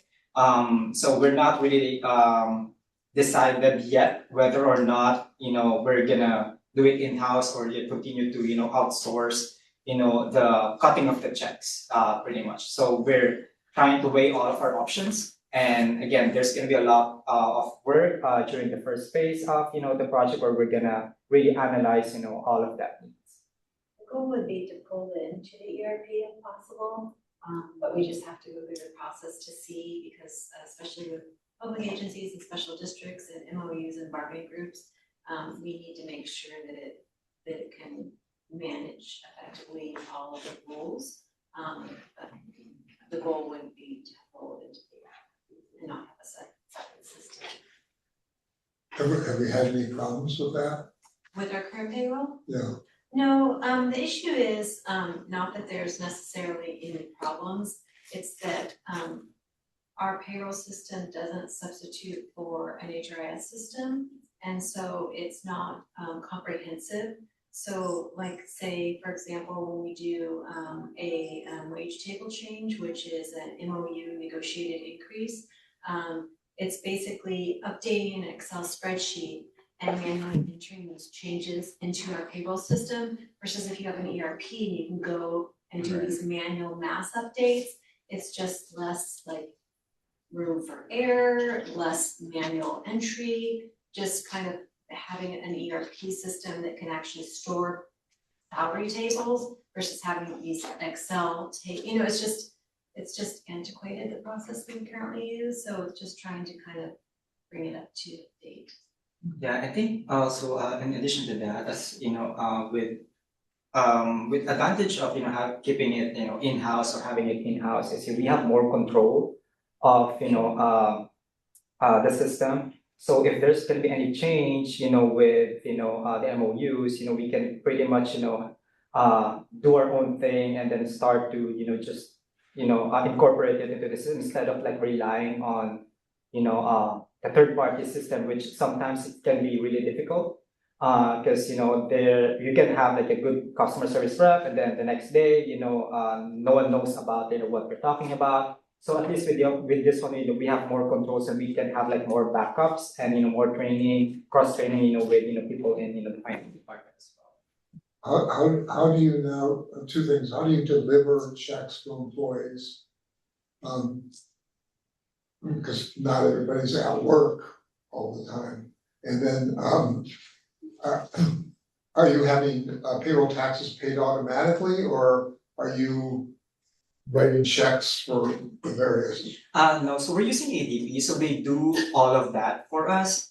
So they're cutting the checks, sending the payments, to employees. I think right now most of our employees By mail? no, not by mail, it's electronic. So I think, I would say about 99%, I would say, of, the district personnel are getting paid through electronic, direct deposit, electronic payments. There's a few instances where we have to cut checks, but that's only when there is, let's say, there's a new change in, their bank account and payroll already was processed. So we have to actually, cut, an actual manual check, to them. And again, ADP is, mailing that. So other than that, it's all electronic. So that's, how, in terms of taxes, of course, we still do the reconciliations, we do all the work. ADP is pretty much just, sending it out like for communications, to people when it comes to, the taxes, the W-2, things like that. Yeah, that's good for record keeping So with the new system, you're gonna bring, where's the data gonna be stored? In-house, or is it gonna be all Yes, it's gonna in be the cloud? The goal is, as Francine mentioned, the goal is, it's gonna be it's gonna be stored in the new system, whatever that system would be. But most of the work or all of the work, like all the reconciliations, like sending out W-2s, it's all gonna be in-house. Like cutting the checks. When I say cutting the checks, doesn't mean like it's a manual check, but sending those payments for like their salaries, their compensation, it's all gonna be the responsibility now of finance. So we're gonna set it up all in the system, all into the system. But once it's set up, it's pretty much good to go, unless of course there's gonna be like changes like here and there. But everything's gonna be in-house now, meaning we're not using any third party to do some of those responsibilities. My thought and concern was, what if you have a fire now in the office and you gotta get to the data? So it won't be on-prem, meaning that we're storing this on servers. It's actually, these are cloud-based systems. Okay. Yeah. At least our goal is cloud-based. Right. It helps us with controls as well, like financial controls. Of course, we're gonna need to have like some sort of like compliance requirements, like SOC 2, like certifications, things like that. But it's gonna be cloud-based, so it's gonna be stored into the that system, that cloud-based system. So it's not stored like physically, manually. So even if there's a fire, as long as we have a laptop or an internet connection, we can still, process, payrolls. And I think the last one would be the special revenue budget, which is on page 130. So I apologize. I think some of the tables got messed up during the process, but that table I don't know. It's second kind of table. The table in the middle. Table 2.5. Yeah. 2.5. Yeah, the table in the middle. So we are budgeting $1.4 million, preliminary for the special revenue fund. Again, as a refresher, special revenue fund, this actually houses, the cooperative agreements. So that 1.4 million really is just the estimated carryover of, grants, that we have. So since it's a cost reimbursement grant, the budgeted revenue and budgeted expenditures are the same. And then I think the rest are, for informational purposes, only. We also did, some 5-year, projections, for our budget, on page 136 to 138. And then the rest are just some sort of details, per program. Yeah. So I think that concludes, my budget presentation. So if there are any questions, I think Director Solano has a question. Before you guys ask questions, I texted Gage, I'm like, how does this Knox key system work? You love this brilliant answer. The battery is actually in the key that we carry in the engine. So when you plug the key in, The it boom. powers the unit. Oh, And it's always being charged by the 12-volt battery in the fire engine. so every time you stick This it is in, why it I'm works. not a billionaire. Because I couldn't think of that. I'm like, oh, it's actually, I'm like, wow, what a great idea. Yeah, No need to ever charge the battery you carry. you just gotta be able to plug it in every now and then. Put it in, so now it powers it up. Beyond that, I don't know the answer, Wow. how it works, but I just know that's the answer, and I can check that off my list. I will not report back on it. That's, I have a question on page 165. Talked about the tactical kinetic. And in the paragraph, it says 4 law enforcement SWAT teams. For Severdale County, well, I think it should be broken down. You see the paragraph? Yes. The sheriff's office has one, Redwood City has one, then there's a North County one, so I think they just need to specifically break that down from just the generalized counties 4. And I'm sure each one of them have different training commitments. And You'd like that called out to identify, is it 3 or 4 teams? But it's just, 14. so they're not the counties, you just want the law enforcement. So there isn't a We can have this. misunderstanding, to think that the sheriff, Right, I they think don't want the the county county. may think of the sheriff's office. Okay. Those other agencies Okay. should be included. That's the only. Can I make a comment about that? This is something we've discussed before. And this is where we as a district are supporting the law enforcement, other districts and so forth. And well, I'm not opposed to that. That's one of these things where the county's coming and asking for more money because of all the supports they give us, but I think we should be clear that this is a commitment of ours to provide this. And it's not just the county, it's like it's that collaborative, all law enforcement agencies across the county, whoever utilizes each other's SWAT teams. And we are, almost all of the fire agencies in the county are providing medics to the SWAT team to actually protect this. My understanding was, and I don't remember that they didn't all do it. We were one of the few that provided it. I don't know how many people from us or what the makeup of the teams are. I think we have 3 active participants in the team. But you're probably right, not every agency has somebody on there, just because some of the smaller agencies don't even have staff, but yes, that's accurate. And again, this is not in support of the county, it's in support of the law enforcement officers there. It So almost they- never was we almost never supported a real incident, most of the support was for training Right. set purposes, so Right. forth. But it just, when we did it, again, it increased our overtime and all those kinds of things. Yeah, Rob, you finished?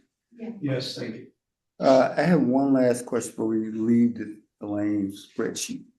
On page 188, and Chief can probably answer this, it has to do with the Explorer program. The general question is we can be all Sorry, Dr. John, what page is it? 181, 81 or 88? 181. Okay. You know, I got that southern tang in my voice. Okay, I'm ready. First question is,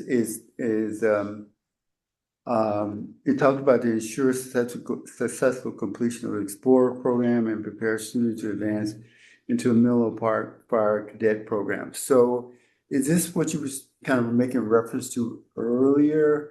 The cadet program, is that the one that's related to San Mateo, or is it something entirely different? It's entirely different. The Explorer program is in general supported by, I don't know, it's no longer called Boy Scouts of America, but it's for people that are generally in, I don't know what the age range is. High school. Yeah, 17 to 21, kind of in that range. And that's for people just to get some exposure. They come, do ride-alongs, hang out at the fire station, and do very limited duties.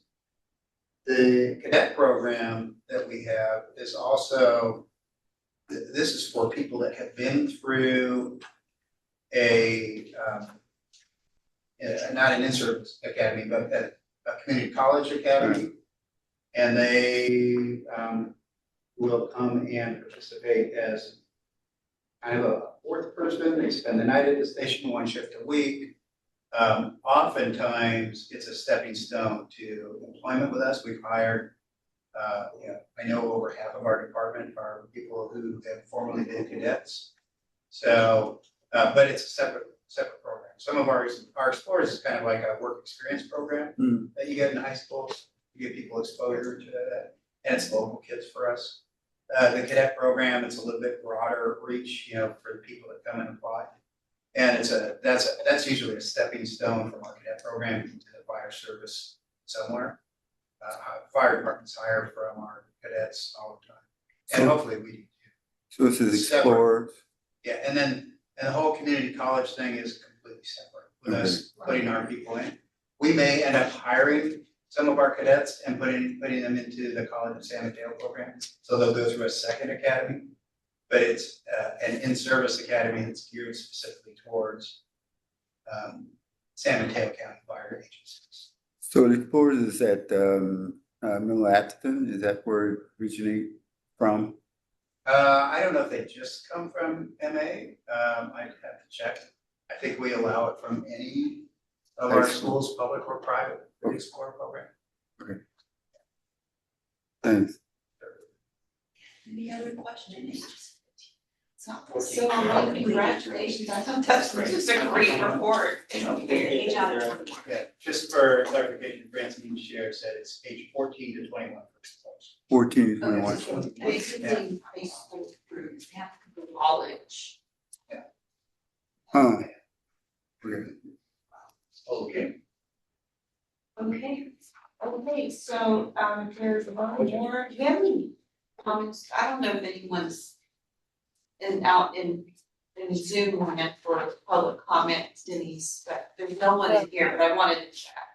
Yeah, no, we have no hands raised online. Okay, well, so, thank you, great job, and this is the preliminary budget look, and I guess next month, are we getting? Yes, next month, yeah, we're still, I have an opportunity to actually take a look at the budget, but we're gonna adopt a preliminary budget. Next month. Next. Yes, okay. Sure, yeah. Is the staff essentially done with this now, or do you expect some significant revisions? We don't necessarily expect significant revisions. I think in the past few years, there's 2 or 3 things here and there, and it depends on how significant the information we receive during April to May and June. So I think last year there was a change because of the insurance increases. So again, it would depend, but I think I'm not anticipating any big changes besides probably the personal cost budget. So between now and then, I think depending on how we that might be a cost of the change, but we don't know yet. So I don't wanna ask the number or anything, but when you prepared this, did you make an assumption about what the contract was going to be? Some assumptions. Okay, so it's possible that there would be no change in what's going on, but we're dealing with it to some extent, plus or minus, I don't know, 30% or something like that. Not necessarily 30%. Yeah, that's too much, but 10%. Yeah, I mean, 5% if- maybe. Yeah, so our assumptions, it's really just, since, it's not final, without authority, there's nothing yet in place. So this is just a reasonable, assumption based on, historical trends plus, current, market, surveys. So that's, what we kind of put preliminary, so. Can I answer? So within what you're saying, is there a area of fluctuations or area that may create this change that Chuck might be alluding to in terms of dollar amount? Anticipated. In terms of percentage, Director Bloom, or? Yeah, percentage or areas that we may think that it's X today, but tomorrow it may, based upon what's going on, it may change, like. Yeah, I would say, of course, again, I can't really say much about, what's going on right now, but, I think the changes that, might, have an effect with, the budget probably be, of course, COLAs, of course, and then probably health. And I think those are the two major ones, but then again, we didn't really disclose anything, but yeah. Okay. I will say for anyone that may be watching this live or the recorded thing, there's no need to go and try to reverse engineer the numbers because they're just, it's not based on anything related to board authority or where we need to end up being. It's just reasonable general assumptions. Okay, then can we move on to proposed agenda items? Item 6, which is discuss under proposed agenda items, which is to discuss the district's position on mutual aid versus auto aid and related issues in advance of the county requesting additional funding. So this is, I guess we just want to figure out if it's on first.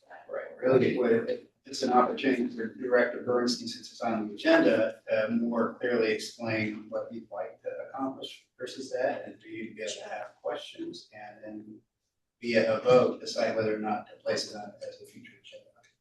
You want to kick it off, Chuck? Yeah, let me ask a question first, in reference to what you were talking about with Palo Alto. Yeah, I was just gonna.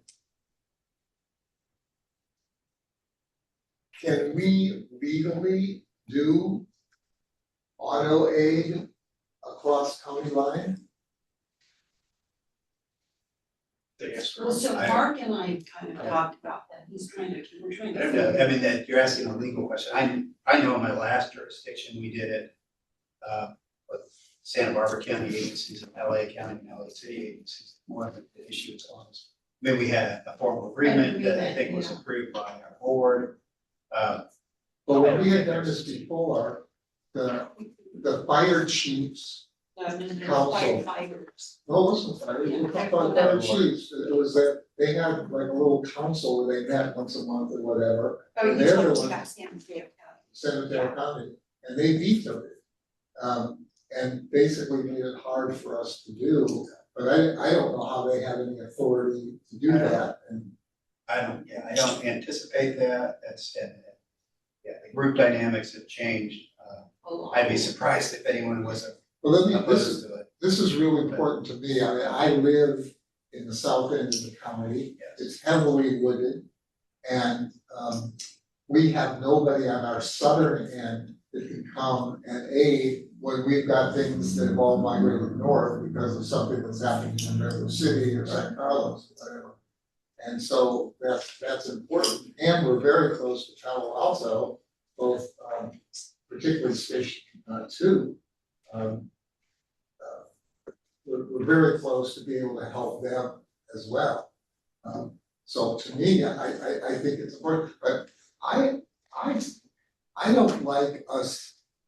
I don't like the fact that dispatch can send our units elsewhere and leave us potentially uncovered in places. That bothers me. I wish we could get back, I don't know if it's possible to get back to a place where we had some veto power out for it. And where this particularly became an issue was when Redwood City decided to close its station on our our northern border, the one, the closest one there. And then we were responding to all their calls and they did it to save money, which was very nice, but it left us moving, people to other stations. And that's not cooperative. I mean, and I'm troubled by the fact that the county doesn't cover weekend acres, their portion of weekend acres. And lets us do it. They get the money and we get the work, and that just doesn't seem fair, so I've been troubled by, also we buy a water tender, well, that's wonderful, but the fact that I am against us putting that into the pot that, and I think maybe you reassured us slightly last time that dispatch couldn't just send it somewhere and leave us without it if we needed it and so forth. But I think the county has been trying over the years to, they talk about, being a team player and participating with the whole community and all this kind of stuff to effectively try to create a county-wide fire department. And I just don't think that's right. Also, if we care about our training, if we think our training is really superior, we put extra money into it, why should we let it go to Redwood City when we might need it? And why should we get Redwood Cities coming in if we don't think it's as well trained? And I know that's politically incorrect to say, but here we are trying to beef up our training, do a better job, getting better equipment, getting better apparatus. So that we can serve, and again, no reports, and I know why, politically it would be explosive for us, but we do not provide a report, which we used to do, on how much aid we sent out and how much aid comes back in. You never see that. Because there was a huge imbalance. We were a giant exporter of fire services. And I don't think it's fair to our taxpayers. So I think the auto aid is a blank check for agencies that want to cut their budgets and so forth. Now I realize Palo Alto did that for a time being. They've put that back, they've restaffed that South Palo Alto fire station that they had on Middlefield and things like that. After they had a big fire, and there was, I think, a delay in getting fire engines to it. But anyway, I just think we should retain more control, I think, but I know operationally that's hard to do because dispatch needs to know what it can send out. For a time, we did not put all our engines into the pot because we weren't being reimbursed for them, but now I believe they're all in the pot. So all of our engines can be dispatched, and when we first bought the second truck, it was not put into the pot, but now it's in the pot as well. So we could be in a situation where both of our ladder trucks are out in other jurisdictions and we don't have them to send. So all that troubles me, and I just don't know how we can manage that if auto aid is just the prevailing assumption. Well, I think probably the largest, well, the door that was open when we all turned over dispatch services to the county and gave them the whole dispatch responsibilities to use a CAD system where they could dispatch engines and personnel and equipment where they needed to. So that door was open a long time ago.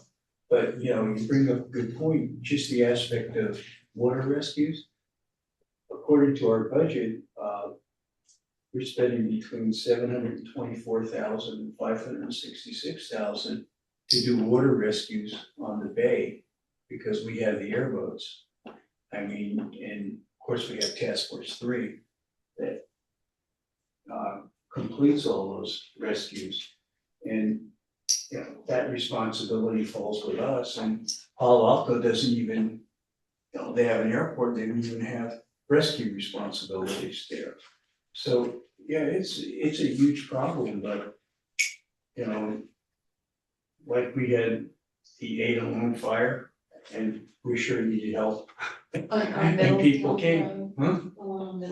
Right, the Ada Lone fire. But I was just even thinking, the community fire in East Palo Alto was a 2-alarm fire, right? Did we have backup from whom did we have backup? It was mostly Redwood City. Yeah, Yeah, so, so in that way, this works. yeah, well, but, you know, it's not one agency. It's a major incident, including taking calls for service, you know, with huge volumes of emergency calls. So I mean, you know, when we had our own dispatch, there'd be no way that we could handle all those calls for help. So, you know, So, is it my give a little, understanding, take a little, you know. Well, we're trying to figure out if we wanna What- put this on the agenda, so. yeah, I think we need to put on the agenda, because I'm following what Rob just got to saying on the community fire. and That's we what I asked. We get, you asked, if, the backup came from Redwood City rather than Yeah. Palo Alto? Yeah, and so that, yes. Because it's a different county, Robert.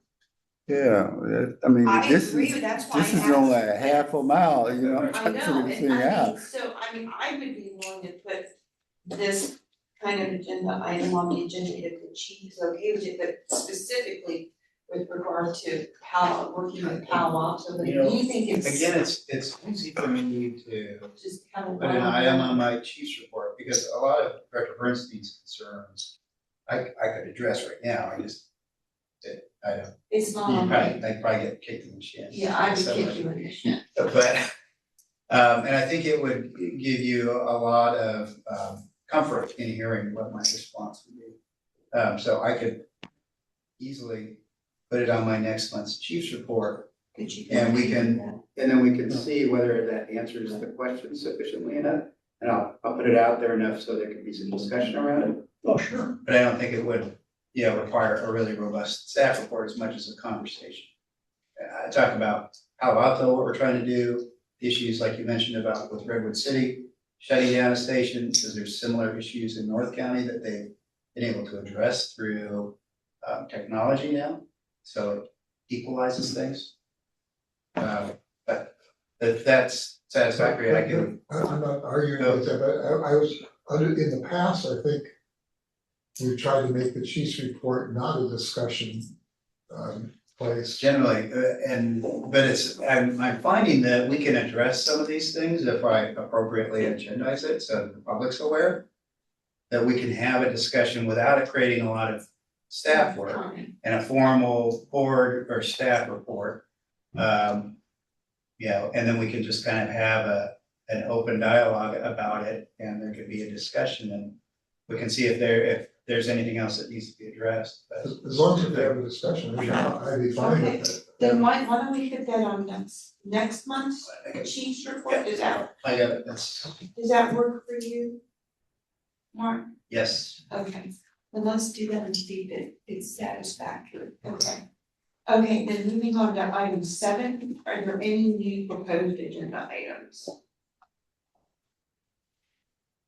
None, okay, then we'll go to reports, committee reports. Emergency preparedness, Gary, facilities, Robert, No, we met, I think the chief report, we talked about it. okay. HR, we did not need finance.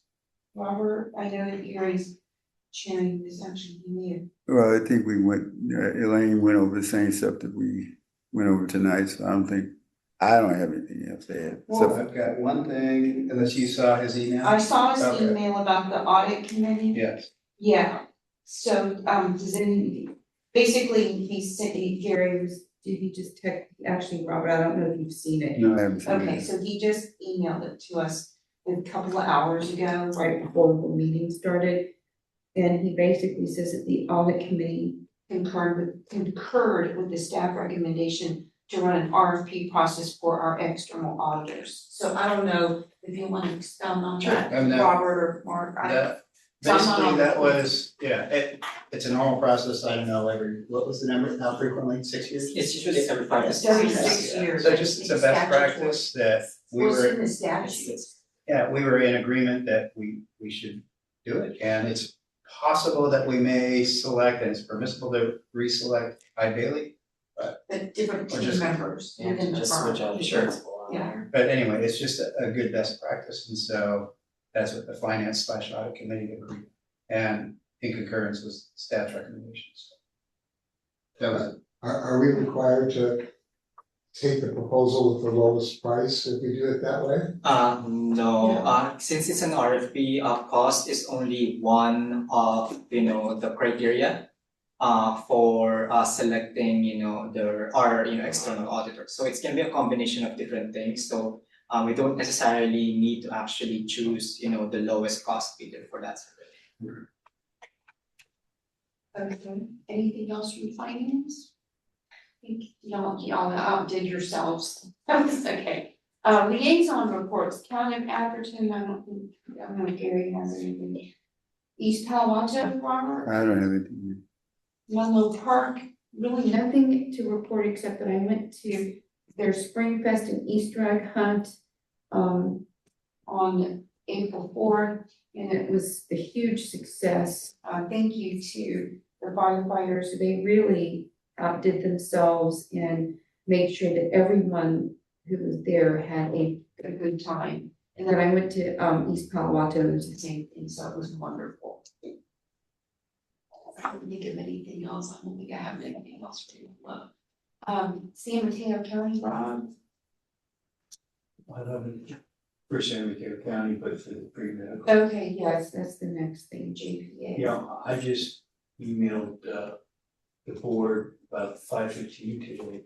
Some correspondence that they sent me involving the new contractor that I'm going to hire. Yeah. Oh, I didn't get it. Okay, I didn't. About 5:15.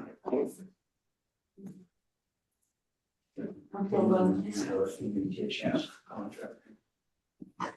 Yeah, the gist of it is that JPA is hiring federal engineering to do an evaluation of the radio infrastructure, as well as some procurement processes, and with the thoughts on. Okay, anyway, this can be discussed at the April meeting, whenever we schedule it. Right, so they haven't canceled the meeting. No, maybe not, yeah, and then hopefully. Well, I mean, it's really trouble if they would just cancel these meetings when, they're doing this kind of hiring and all of that. Okay, well, then just give us an update in May, I guess. Okay. Nothing for the San Francisco JPA. Director's reports, Robert? Just wanted to shout out what you just said, talked about the fire staff at the Easter egg hunt. I mean, I had a great time, and the families that I was associated or interacting with, it was thrilled. I have never seen that many kids in one location in the city since I've been there the last 45 years, and they all had fun. I mean, I wish I had been taking some pictures, because when they threw out the eggs, you could just see a wave of kids just chasing after those eggs, and I was really tickled pink, if you can imagine when that happened. And then the staff was good too. I mean, they were very interactive with the young kids that came by and did the face painting, and the balloon lady, she was there for almost, 3 hours, and she stayed there and blew up every balloon for every kid that was in line, she gave them a balloon, so it was really good, it was well organized. So thanks to the staff, the fire folks for being there and putting it on. And the city council members, a couple of them came by, and it was actually elated too at the turnout. Okay, Chuck, anything? Yeah, just one quick minor thing, and that is, when I read the fire analysis report, the police report, I was amazed. You look at the fires and there's less than 2% of the calls are fires. And this huge percentage of calls for false alarms and for so-called good intent, whatever that means. I mean, we've talked about what that means, but it really doesn't mean anything. And I somehow think we ought to see what we can do about reducing that, because those, by the time we add up the fuel costs and the depreciation and the people's times, and I don't know if these are coming at 3 a.m. or if these are coming, during the daytime primarily. They got the time on there, they got the time when all that stuff But happened. not on each different kind of call. In other words, for the false alarm, I don't know if people are doing false alarms at 3 a.m. or most of them are like school kids during the afternoon or whatever. But the idea of waking up people and disturbing their sleep and so forth for false alarms, I think we should make some sort of an effort to reduce that. And but since I don't know what the problem is, I don't have any idea what the solutions would be. But it would be worth some sort of a study or perhaps even a consultant or something to see how we could reduce the number of times those vehicles go out for a meaningless run. Thanks, anything else? Rob? Okay, with President's report, I actually have a few things to talk about. One, as I mentioned earlier in the meeting, I attended the CSDA Legislative Day. I was there for SDRMA. But it was really, really good. One of the things that I mentioned earlier was about the potential LAIF legislation. The other thing that was very interesting was a lot of the proposed legislation revolved around AI.